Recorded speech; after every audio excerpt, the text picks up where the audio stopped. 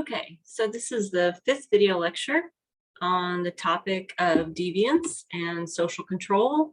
We left off talking about some of the functional theory. I was discussing what is meant by white collar crime. I've added a couple words since to this slide, and it'll be on your PowerPoint slides that you can download about like white collar, street crime, organized crime. Okay, so now I want to talk more about conflict. So we've talked about symbolic interactionism. That's like birds of a feather differential association. That explains deviant behavior on an interactive level. And then structural theory says, well, there must be a reason that people break the rules. There must be a reason we call people out when we break the rules. And that was the last set of theories. Now, conflict theory, which is also a macro theory, a big system, a big structure of theory, has a little bit different explanation. And what this theory says is that crime or breaking the rules, being different, being deviant, is discouraged and sanctioned because it threatens the social order.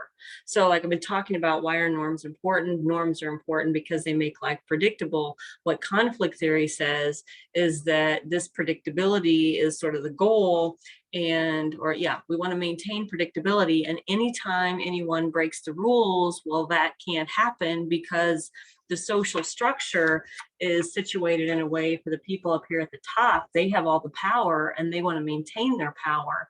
So crime effectively threatens the social order, and if too much crime happens, and particularly the social order, I'm getting all my thoughts all jumbled up here. But if a whole bunch of people down here at the bottom of the social structure started acting out of control, that would threaten the social order. Remember, there's more people at the bottom than there are at the top. So, okay, so let me use this example. That if we were in a face-to-face class, there would be 15, 20, 30 of you and only one of me, right? So that'd be fewer of us at the top than are at the bottom. If one student started acting inappropriately or being deviant or sitting on the floor or talking out of turn or whatever, right, I'd have to stop that, because if one student got out of control and then another student got out of control and another student got out of control, well, I'm only one person, you are 15 or 30 people, and you could completely change the structure. Effectively, you could take power away from me because there are more of you than there are of me. So the fact that, this is another thing that conflict theorists point out, the fact that the rules are made by the people at the top, they're not made by the people at the bottom.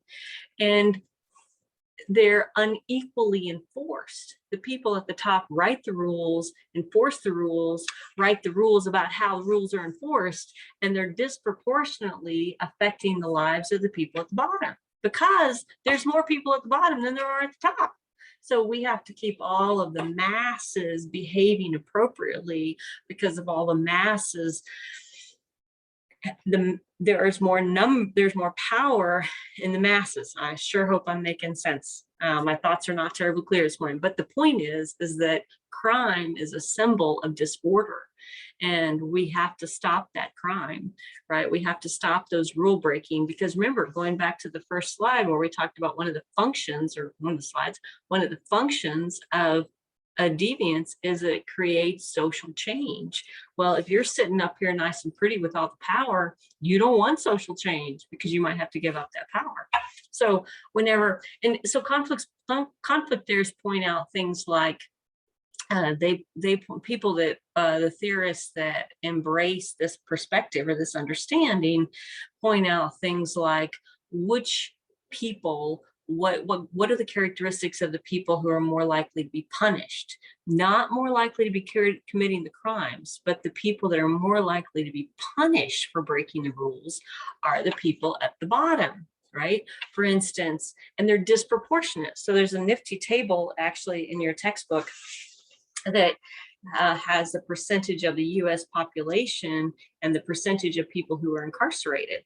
Roughly, on the gender basis, roughly there's a 50-50 male and female, but disproportionately people in prison are men, roughly there's 12% Black people in the United States, but it's disproportionate. I should have committed this to memory before I said that. Black folk, 35%. 12% of the population is Black, but incarcerated 35%. So conflict theorists say, well, you know, poor Black people are more likely to be at the bottom of the triangle. This is unequal enforcement of the rules.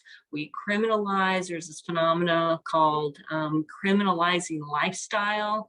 So things like sex workers, right, which is disproportionately women are more likely, poor, uneducated women are more likely to be sex workers, that we're criminalizing their livelihood strategy. Their livelihood strategy is to sell their body and sex for money, but we criminalize it. And then some. Now this is where you start to kind of get into the weeds, right?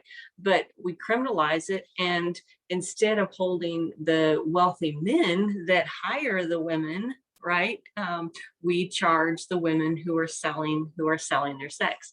Education, the less educated, more likely to be incarcerated, unmarried, and poor. Now, again, go back to chapter 1 when we were talking about Durkheim. Unmarried, unemployed, right, people were more likely to commit that most deviant of act, which is suicide.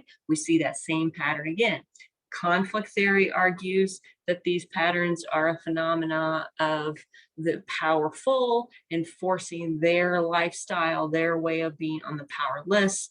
Functional theory might argue something that these people don't have access to the institutional means.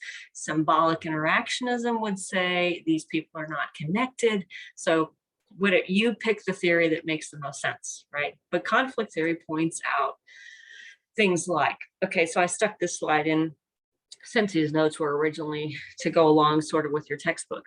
Recidivism, and these will get to conflict theory. So recidivism is a phenomena that I mentioned before, that's repeat offenders, right? So conflict theory would say people at the bottom are more likely to be incarcerated when they get out because of the sanctions. Like if you have a felony conviction, you can't vote. Some jobs won't employ you. In some states, it's on your job application. You check the box if you've had a felony conviction, and they immediately kick your application out. That you come out of jail, you're already down here, and you stay down there, right? And so we're not going to change the rules to give the people at the bottom more opportunities. And so you recidivate, you go back to jail. Capital punishment, right? Capital punishment is a sentence that's more likely to be leveraged on violent street crimes as opposed to corporate crimes. So for instance, corporations like, I think it's GMC is discussed in your textbook, corporations like prescription drug companies or vehicle companies that don't fix their airbags and 120 people die, they don't get sentenced to life in prison. They don't get sentenced to death. They don't even get sentenced to life in prison. But someone who kills 2 people on the streets are more likely to get sentenced to death. Poor people don't, wealthy people don't get capital punishment, right? There are no wealthy people on death row. These are poor people. So the idea being that people at the bottom, the sanctions and the rules are not evenly enforced. Serial murder.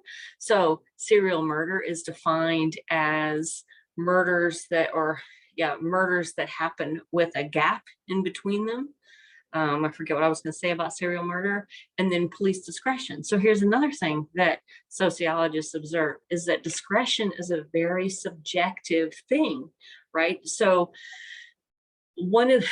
oh boy, I'm running out of my minutes here, but the idea that one person would have the qualitative opportunity to charge or to arrest someone, and then that puts them in based on maybe some subtle implicit bias, gives that one arresting police officer a lot of power, right? And the system, now I'm going to get into like Yeah, so now you get into like prosecuting attorneys, and do attorneys charge them, and do they sort of stay in the system? But the idea being is that it's a subjective, interpersonal kind of interaction.